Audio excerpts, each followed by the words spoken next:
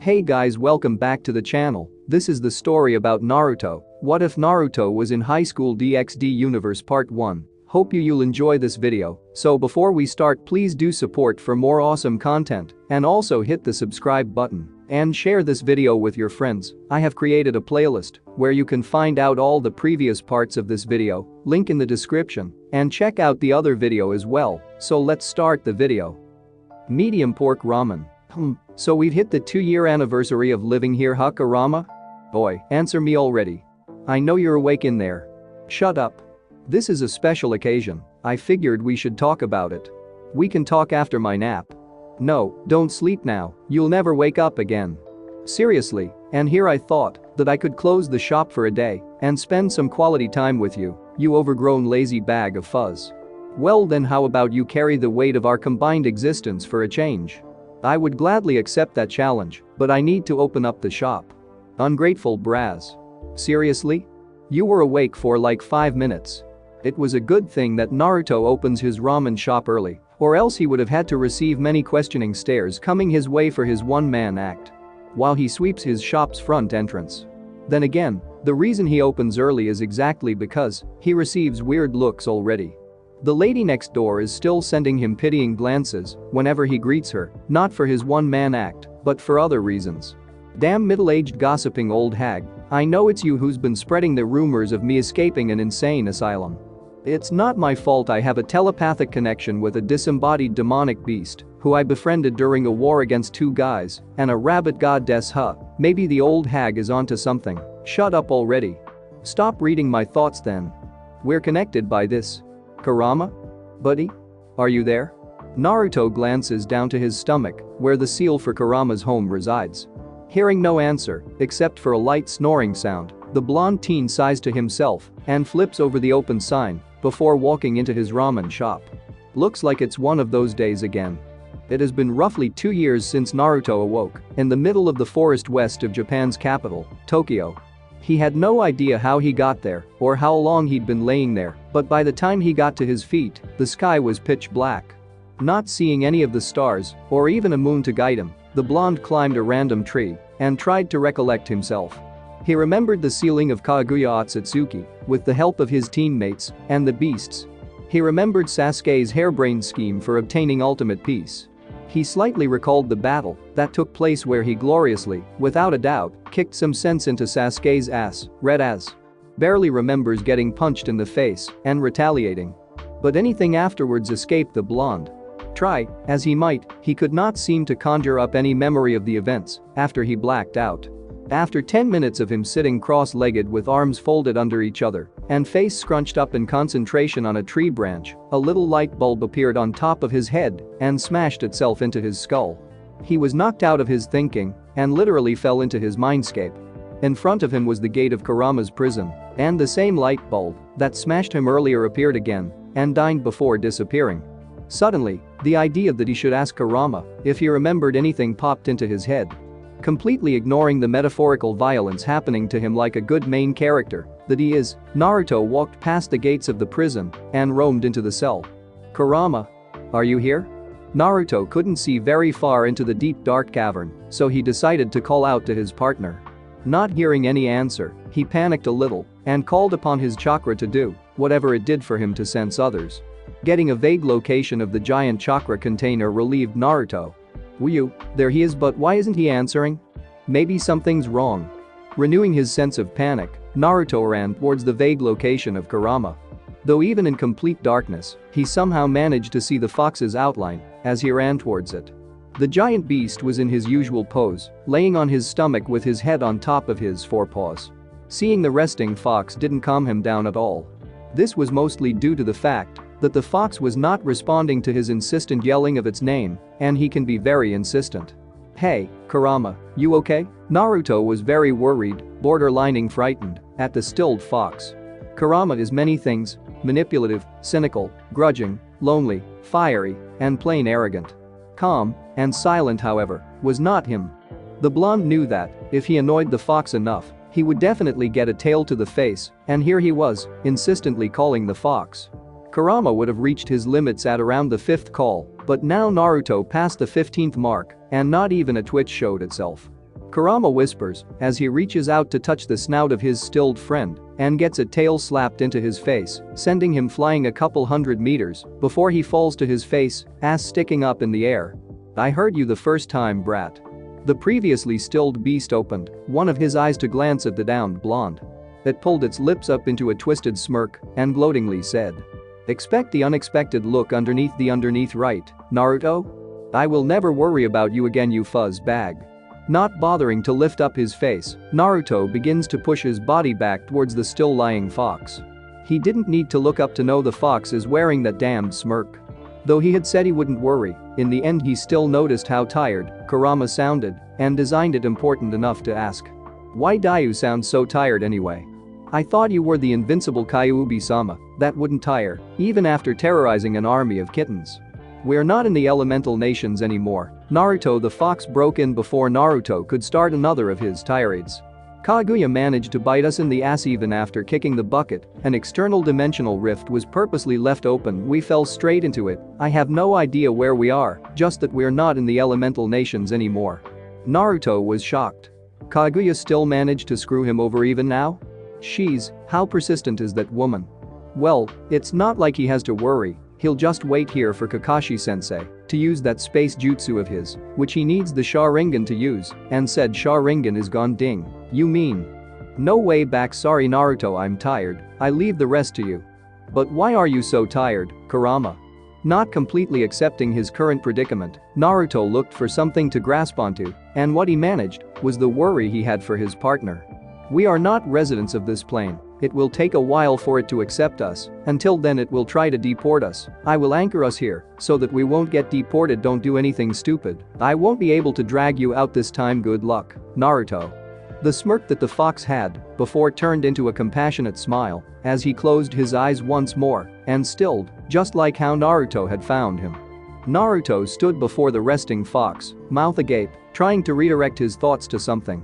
In the end, he just sat on the branch, eyes dazed, while looking in the sky at nothing in particular. Naruto chuckled at the memory of what had happened on his first night in this world. Looking back at it, he felt that he could have done better than sitting on a branch for 10 hours straight before getting hungry and stumbling into civilization. Wow, I was so lost back then. Stopping a robber to ask him for some help, having the cops catch up to said robber, fighting off said cops to help said robber, getting arrested by said cops for helping said robber, and finally having to wake Kurama up to help bail him out of said arrest by said cops for helping said robber was the first line of events that happened an hour within him fumbling his way into town. On the plus side, he found out that, apparently, Kurama knows how to use Genjutsu. Coming from the giant fox who thinks a Bijudama is the answer to everything, that was honestly unexpected. "I could have handled it better." Naruto suddenly remembers a scene of him punching a cop in the face for holding down the robber. Could have totally done way better. Another scene of Naruto being tackled down by a group of policemen flashes in his mind. The scene of Naruto being led to a police car in handcuffs, with a jacket covering his head, slowly plays out from the depths of his memories. He clearly remembers a pair of mother and child who stood in the background, the mother covering the child's eyes as he pointed towards the arrested Naruto. "All right already. I get it. I'm helpless without you, you bag of fuzz." The blonde screams aloud while tilting his body backwards. He grasps at his head and pulls on a huge chunk of his hair as another memory slowly plays out. "Honestly, are you sleeping or not, you fuzz bag?" Naruto grumbles to himself as he pulls out a cloth to wipe the tables of his small shop. His ears twitched when the doorbells jingled, indicating that a customer was coming in. Since the shop only experiences an influx of a handful of regular customers, Naruto could pretty much guess who it was without even using his chakra sensing thingy power, but he still used it to double check anyways. "A little bit early to be coming here, isn't it, Issei?" "That's because there was something I wanted to get at the convenience store early today." A brown-haired teen in a school uniform walks up to the blonde ramen shop owner and puts on a perverse grin. "Oh?" Naruto, on seeing the grin, feels like he already knows the answer. "Yes, you see, I timed it perfectly and have been planning this for almost 3 weeks now. I aimed for the target at the nearby 24/7 convenience store down the street. I tracked down every one of the employees and made notes of their personality, work shift, and behavioral patterns. Today was the specific day that Majiwari-san had a 10-hour night shift. Since he has shown lethargic behaviors during his morning shifts, I picked him in particular to be my cashier so that I could buy. The unexpectedly shrewd boy reaches into his uniform jacket and pulls out this. A magazine with a picture of a young woman winking to her readers while barely covering her sizable assets with her hands, in other words, a porno magazine. Yup, called it Oppai Heaven Deluxe Edition. I've been gunning this down ever since it first appeared in that convenience store.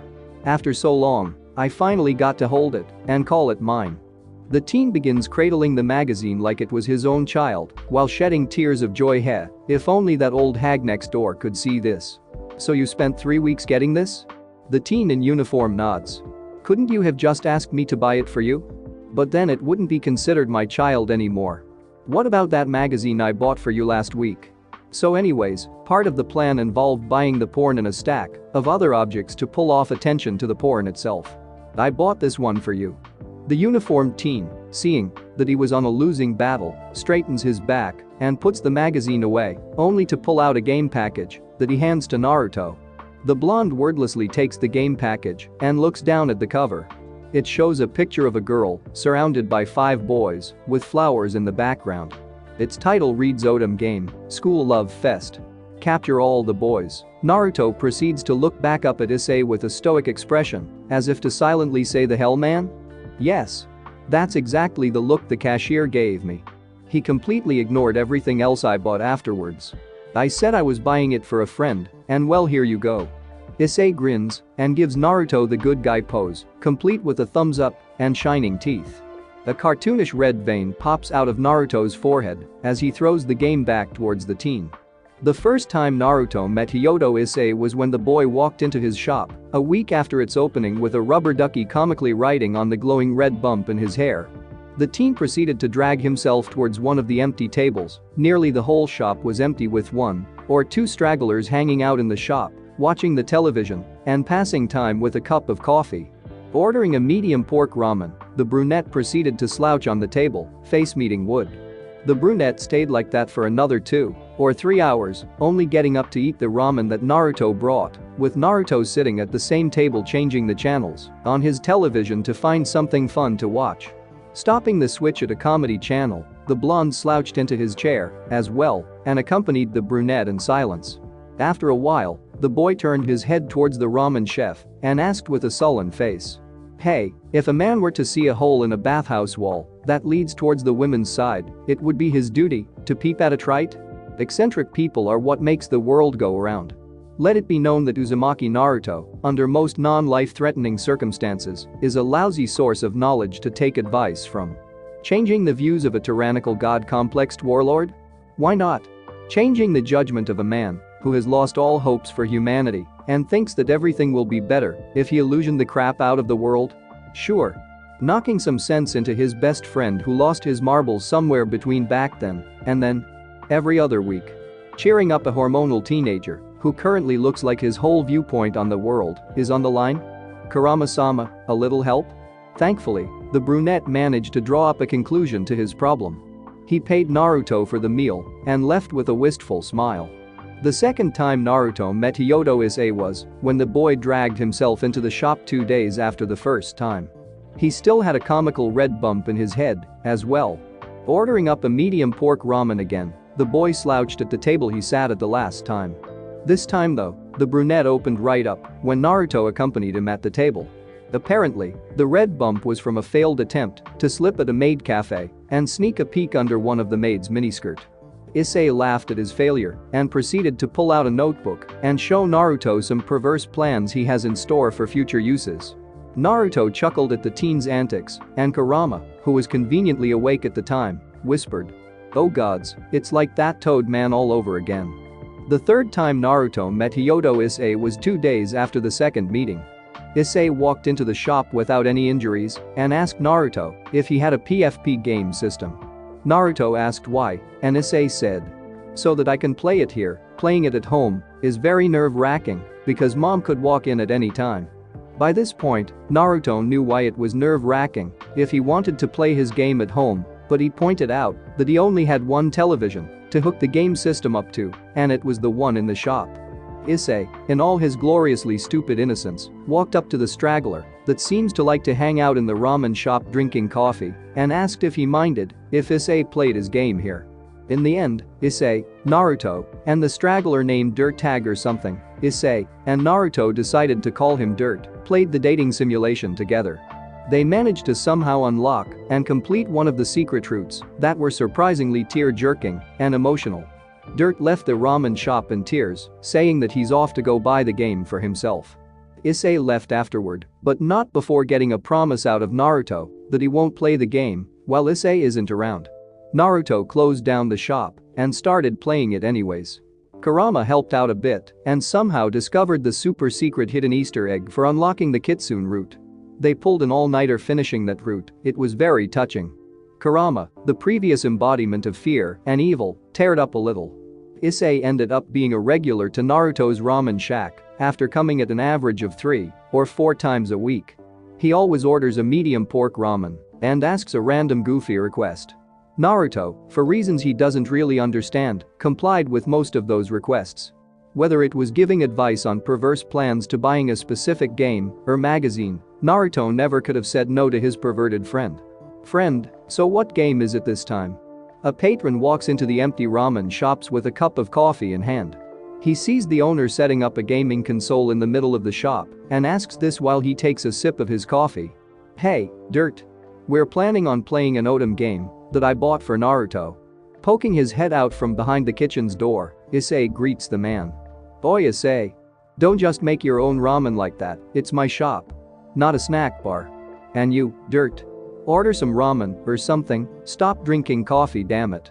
"Oh, so Naruto sends into guys, huh? That explains why there are no girls in this little group." "Yeah, I figured that too. That's why I bought him this game." "Oh Naruto takes the game disc out of the box cover and tosses the cover at Issei. "Oh, Naruto's done setting up. Let's play." Issei ducks under the thrown item and starts eating the bowl of ramen in his hand as he walks out the kitchen. "We're playing as a female lead, right? What do we name her?" To answer Dirt's question, Naruto picks up the controller and types in a name with it. "Seriously?" Issei cringes at the name typed. "I wish you luck with finding a boyfriend, Uzumaki Naruto-san." Dirt gives a 2-finger salute to the newly christened game character. It's asking us what difficulty we should pick. Naruto moves the game along and goes to the next screen. "Try the super hard mode, I wanna see what'll happen." K. Agreeing with Issei, Naruto clicks the super hard difficulty option and skims over the introduction, something about a high school girl making friends and finding love. He sped through most of it. As they get to the first encounter, Naruto slows down so that they can read the dialogue. "Kajimura, who are you, and what are you doing on this campus?" "HNG. What kind of dating sim is this? It turned into a turn-based RPG." Issei chokes down a mouthful of ramen when he sees the choices available. This Kajimura person is obviously the offending party, talking to a young woman without even introducing himself. You can fight back and shift the blame onto him. Try using magic. Dirt, meanwhile, takes the analytical approach to problem solving. K. Naruto clicks the magic option and a list shows up. HM, a versatile move set. Issei-kun, what do you think we should pick? Dirt nods in understanding and asks Issei for an opinion. None of the above. We're trying to get a boyfriend, not a corpse. This Kajimura person might like strong girls. If he survives, we might unexpectedly get some benefits. Might survive isn't good either. PSST, Naruto, there's a few pixels off on the bottom right. It might be a secret option. Pick that. While Dirt and Issei, Naruto hears Kurama whisper this to him. Naruto squinted his eyes to see the pixels that Kurama was talking about and after spotting them, moved his cursor to navigate towards the secret option and click up. Oh, as expected of a ramen chef to have eyes for details, you found a secret option without even trying. The screen flashes red, and when the scene is shown again, Kajimura is on the floor with a sword stabbed in his stomach. Kajimura, so you have bested me. Well, it's not like I was that important anyways. I've already accomplished my job. Now, the queen knows you're here. She has conquered the hearts of all the boys in this school already. You won't be able to beat her. Mission update, defeat the queen and take her harem of boys as yours. Is this what romance for girls is like? Man, I'm glad I was born as a guy. Issei makes a complicated face as the game goes on. We're finally at the final boss after a few hours of gaming. Naruto mutters this in exasperation. How the hell did we manage to save the earth twice already and still not have reached the final boss beforehand? Issei reads the text scrolling along and mutters, as well. You know what? Why's the main character fighting the enemies anyways? Dirt, in between coffee sips, points out one of the game's various plot holes. The queen, welcome hero, to my castle. Wow, they completely forgot about the romance altogether, didn't they? Pretty sure that's a line straight from Dragon Guest. Naruto rolls his eyes at Issei's comment and is about to click the continue button when Kurama cuts in. Naruto. My gamer senses are tingling. There is a secret route incoming. The queen, but before we fight, what flavor of ice cream do you like? The long list of options pops up on the screen. I'm getting a feeling that the main character is into coffee-flavored ice cream. Dirt inputs his opinion as he takes a sip the coffee cup, which dubiously sounds like it's still full. You're in a ramen shop, obviously it's ramen-flavored ice cream. Naruto rebukes Dirt's comment and makes his own choice. He continues to scroll through the options to find his choice. Do they even make that? Issei asks this with a bit of confusion. It's something I've been working on. Naruto pauses in his quest to find the option of ramen ice cream to say this. He points at a tub of orange ice cream in Death's hand. It's that one. Though not as flavorful as coffee ice cream, this is still surprisingly good. The middle-aged man takes a bite out of the blank ice cream box. Wait a minute, when did you get that? Issei looks down from the box of ice cream up to Dirt. You didn't go into the kitchen, right? It was on the table the whole time. Didn't you get it when you made your ramen? Dirt blinks and looks owlishly back at Issei. No, I didn't even know that was a thing. Naruto? Issei turns his gaze to Naruto. I've been playing the whole time. Naruto waves the controller in his hand as he returns and looks back at Dirt and Issei. The queen? Oh, that was me. I got hungry while waiting for the hero to arrive, so I sneaked a bite. I apologize for not saying so beforehand, but I felt like that would have broken your immersion. It was quite flavorful, chef-san. I have added it as a flavor in the options down at the bottom of the list. Naruto, Issei, and Dirt stare at the television. The queen? Oh, shoot. Did I break the immersion? Sorry, let me get back to the story. Ahem, so, hero, answer the question or die. What will it be? I heard that too much gaming is bad for your head. Let's go for a walk instead. I agree. I also need to get a fresh pot of coffee. There's a new cafe down the street. I heard they had a really good parfait special and red bean soup. I also need to scope out their lunch competition. Oh, you mean the one with the cute waiters? Let's go. Guess I'll tag along. I wonder what their coffee is like. Pan. Naruto, Dirt, and Issei leave to go to the cafe that Naruto brought up. The queen, hello? Are you still there? Hello? Please don't leave like that. At least save and turn me off. Hello. The queen, seeing that they left for real, calls out to them on the off chance that they might turn around. After seeing that they aren't, she starts pouting before she grabs the game's cursor to use it and hits the save button on the screen. A moment later, a figure climbs out of the game system and turns off the television. Naruto came home to interesting news after parting with Dirt and Issei. So you're saying that you're a yokai? He asks a 1-foot-tall silver-haired girl with metallic wings and a halo that's more like a game disc. Yes, I am at Tsukumagami from the game school Love Fest that you were playing earlier. The 1-foot-tall fairy? Monster? Yokai? Said with pride as she sat on her knees. Didn't the legend say that you're supposed to be 100-year-old? He asks as he points at the Wikipedia page he pulls up on his phone screen. Ah yes, that is a long story. Usually, that is the case, but my circumstances are special. She pauses and looks at Naruto to silently ask if he wants to hear it. Seeing as he had nothing better to do, Naruto sat on one of the shop's chairs and gestured to the girl to continue. Please make yourself comfortable before I begin my story. She pauses again when Naruto slouches into his chair and pulls out a box of ramen ice cream. You see, the Game School Love Fest is a spin-off series to the original Game Love School Fest, a popular dating simulation series. Originally, the manufacturer wanted to aim for the female side of the gaming populace while still keeping some of the manliness for the main character. Due to the head programmer's addiction to the Final Fantasy series, he based the spin-off series off of that. For some reason, the manufacturers accepted the idea and began producing the first 100 copies. The Yokai game paused in order to prepare herself for the tragedy she'll have to relive. They finished the production of the first 100 batches of School Love Fest before they got the results from their free trials. The results were less than favorable. Most reviewers left after the first 10 minutes. If the game had gone out, then the reviews, based on the trial run, would have ruined the company's reputation. The project was scrapped. The 100 copies were to be scrapped and all data of the project were to be wiped. I was lucky to have been misplaced. Though not so lucky as to have been far away when my siblings were scrapped. One by one. They were thrown into the chute, torn to pieces, destroyed beyond all comprehension. From number 1 to number 99 they were scrapped.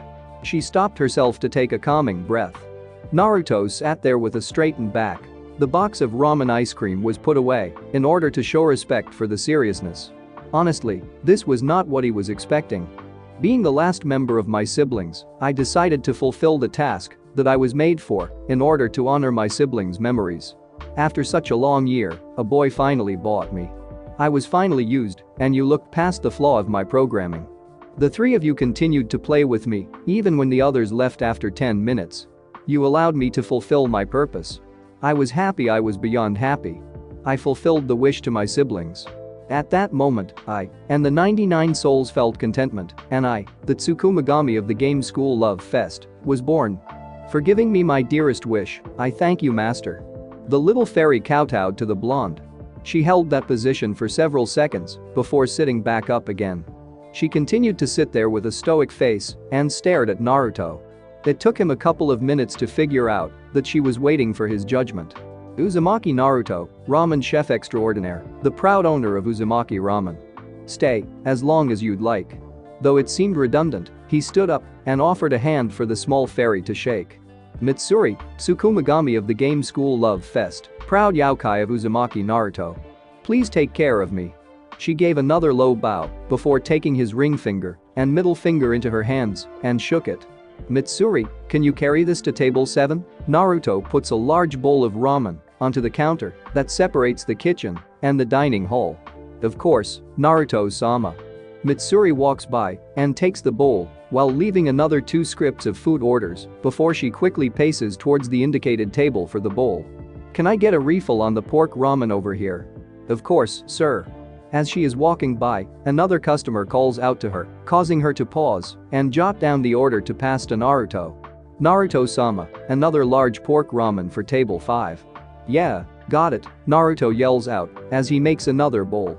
Upon ladling the broth, he notices something very wrong. Why's everyone eating so much? If this keeps up, there won't be enough for me anymore. As he goes to pass off the bowl of refill to Mitsuri, he whispers urgently to her. Mitsuri, close down the shop now. It's the only way to safeguard whatever ramen we have left.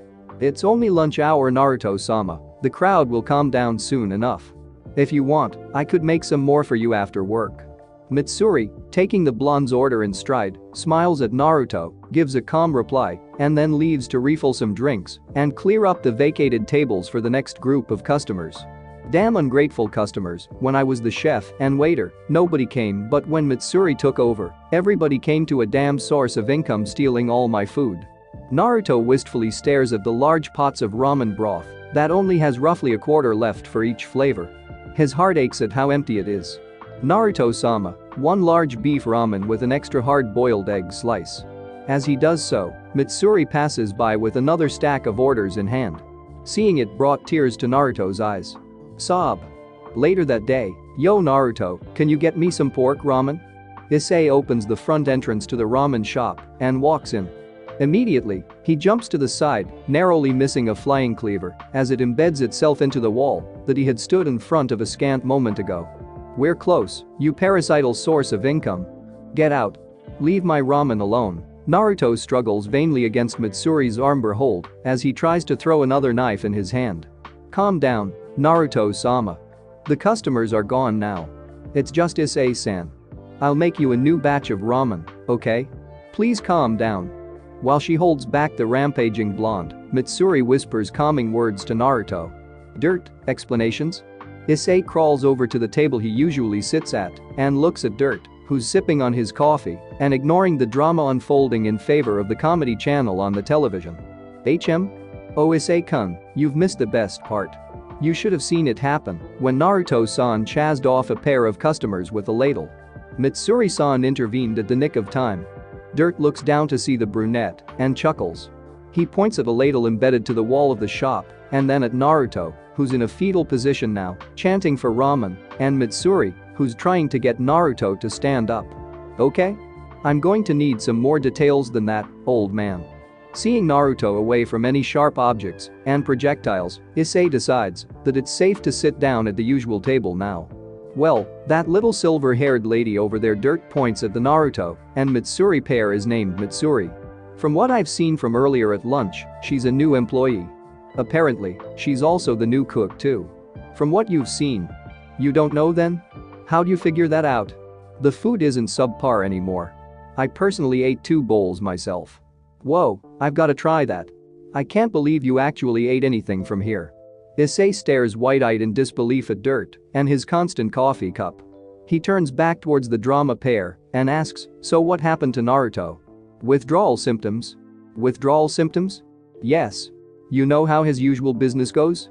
3 or 4 customers a day, including us. Issei considers the question a second before saying this with a bit of certainty. Mitsuri-san over there decoupled that in an hour during the lunch rush. 10 times. Issei's eyes widen again as he takes a new look at the girl who's talking to the downed Naruto. Yes, so you'd figure that the ramen stock would be next to non-existent right now. But what does that have to do with Naruto? Shouldn't he be glad that he got more customers? Issei focuses on the shivering blonde huddling in the corner of the room. He's stopped muttering to himself and is now shaking like a leaf. Mitsuri puts a blanket over him and rushes to do something in the kitchen. What's Naruto having withdrawals from? Issei-kun, do you know what Naruto-san normally does with his leftover stocks? No? Issei looks at Dirt questionably. Well, whenever I come by, he usually has quite a bit of stock left, so doesn't he throw it out at the end of the day? No, he usually eats it all. I know, I was invited to dinner once. But that's like 6 pots full of ramen broth. Issei did some quick calculations in his head and got a shocking answer. He eats 60 large bowls of ramen a day. You can see why he's suffering from the withdrawal symptoms now. Dirt stands up and walks towards the kitchen. Come on, we should help Mitsuri-san cook Naruto-san some ramen. Thanks for watching my video. Leave a like if you enjoyed my video and also do consider subscribing to my channel for more awesome content. If you want the next part of this story, let me know in the comment box. See you next time. Till then, sayonara.